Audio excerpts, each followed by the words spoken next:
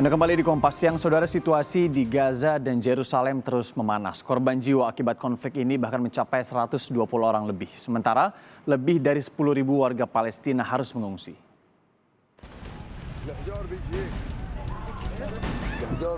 Situasi kian memanas di tanah Yerusalem dan Gaza. Yang terbaru, bentrokan terjadi antara warga Palestina dengan polisi Israel di daerah Silwan, sebuah pemukiman warga Palestina yang bertetangga dengan pemukiman Yahudi. Polisi Israel menembakkan gas air mata untuk membubarkan warga Palestina yang melempar batu. Bentrokan antara warga Palestina ini terjadi di hampir sebagian besar wilayah Yerusalem Timur. Presiden Palestina Mahmud Abbas menegaskan negaranya sedang berjuang keras melawan agresi Israel. Abbas menyatakan Yerusalem adalah ibu kota Palestina yang akan dipertahankan sekuat tenaga. Innal Quds hiya qalbu Filistin wa ruhuha. La salam wala amn wala istiqrar illa bitahririha al-kamil min al-ihtilal wa 'audatiha ila hudn sha'biha al-Filistini وأمتها العربية والإسلامية. القدس هي عاصمة دولة فلسطين الأبدية.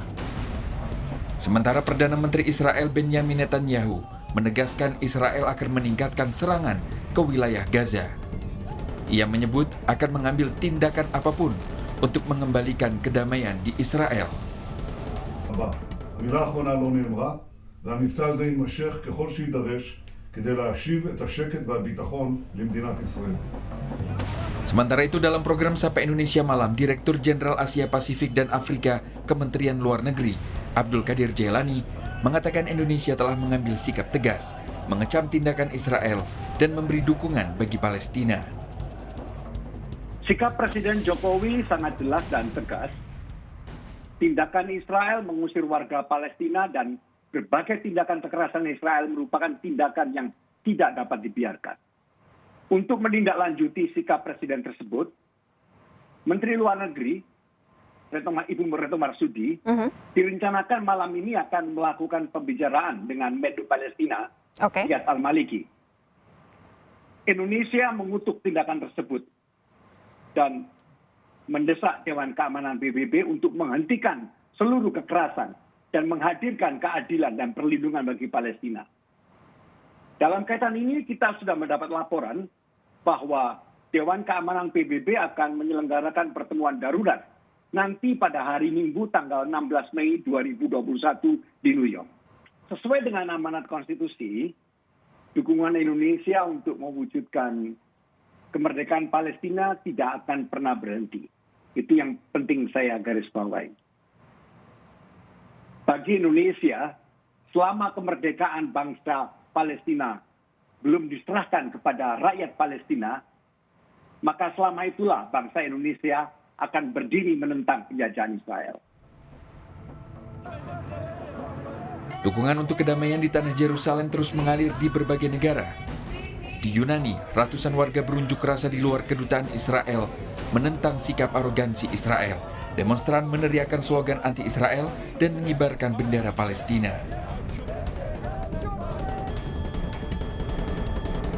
Di Chicago, Amerika Serikat, ratusan pengunjuk rasa menggelar aksi Long March untuk mendukung kedamaian di Yerusalem. Sementara di Los Angeles, puluhan orang menggelar unjuk rasa memberikan dukungan bagi Israel. Di Paris, Prancis, aksi unjuk rasa juga dilakukan warga yang mendukung Palestina.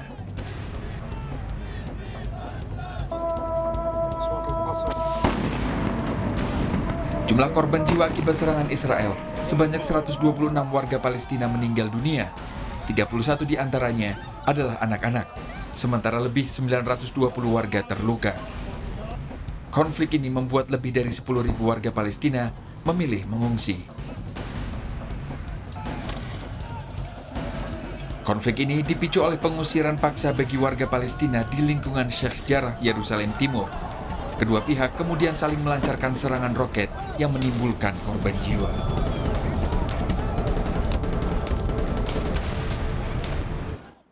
Dan saudara, untuk mengetahui bagaimana kondisi terkini di Palestina, kita segera bergabung secara online bersama seorang jurnalis dan juga aktivis kemanusiaan warga negara Indonesia yang saat ini berada di jalur Gaza, Palestina, Muhammad Hussein. Mas Hussein, selamat siang waktu Jakarta. Iya, selamat pagi waktu Gaza. Oke, selamat pagi waktu Gaza. Mas Hussein, pertama apa kabar dan bagaimana kemudian kondisi di tempat Mas Hussein sekarang tinggal? Mas Hussein kalau boleh tahu tinggal di bagian mana di jalur Gaza, Mas? Ya, saya tinggal di sebuah kota kecil namanya Madinat Az-Zahra yang letaknya di jalur Gaza bagian tengah. Oke. Hanya beberapa kilometer ke arah ibu kota Gaza. Dan kondisi kita pada pagi ini ya masih cukup genting. Ancaman serangan rudal pesawat Israel belum juga selesai. Bahkan beberapa menit yang lalu saya masih mendengar dengan jelas adanya dentuman dan ledakan di beberapa arah sekitar rumah saya berada. Dan sampai detik ini juga masih dilakukan proses evakuasi korban-korban yang masih tertimbun di rumah-rumah yang menjadi target serangan Israel dari tadi malam sampai dini hari. Belum ada tanda-tanda ini akan mereda. Oke, berarti bahkan sampai beberapa waktu sebelum kita live ini masih ada serangan-serangan tersebut masih terdengar begitu, Mas Hussein? Iya benar. Oke, itu berarti menargetkan juga rumah-rumah warga sipil sekarang?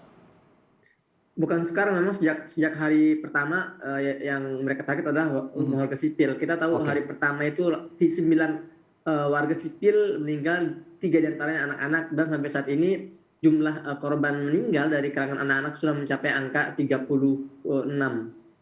Oke, kalau informasi terakhir juga terkait di Silwan ya Mas ya, di Silwan Yerusalem ini juga konflik di sana terjadi begitu antara Israel, warga Palestina, kemudian juga dengan polisi Israel. Kalau saat ini kondisinya seperti apa di Silwan Yerusalem? Bukan hanya di Silwan, tapi juga di tepi barat, di bagian Ramallah, di Tal Rameda, di Khalil, dan di sejumlah wilayah di Al-Quds. Dan bentrokan ini bukan hanya antara para warga Palestina melawan kepolisian Israel, namun juga melawan para pemukim ilegal Yahudi yang dipersenjatai. Jadi saat ini ratusan pemukim ilegal Yahudi berkeliaran di sejumlah wilayah jajahan Israel di tepi barat dengan bersenjata dan menembaki warga Palestina. Ternyata sampai sekarang sejak kemarin sudah ada sedikitnya 10 warga di tepi barat meninggal akibat bentrokan yang tidak imbang ini. Oke, bahkan bukan dengan polisi Israel yang seperti Anda bilang tadi ya, yang pemukim yang Anda sebutkan tadi bahkan juga membawa senjata begitu ya. Mas, ini juga informasinya akibat serangan udara, kemudian sudah mulai serangan darat betul ya oleh pihak Israel di sana.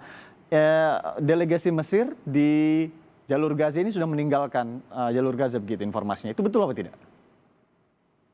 Iya, kemarin pihak Mesir delegasi Mesir sudah bertemu dengan pihak Israel untuk memediasi, namun karena belum ada titik temu antara pihak pejuang dan militer Israel, pihak Mesir kembali meninggalkan meja perundingan dan kecewa terhadap pihak Israel karena tidak mau menghentikan serangan.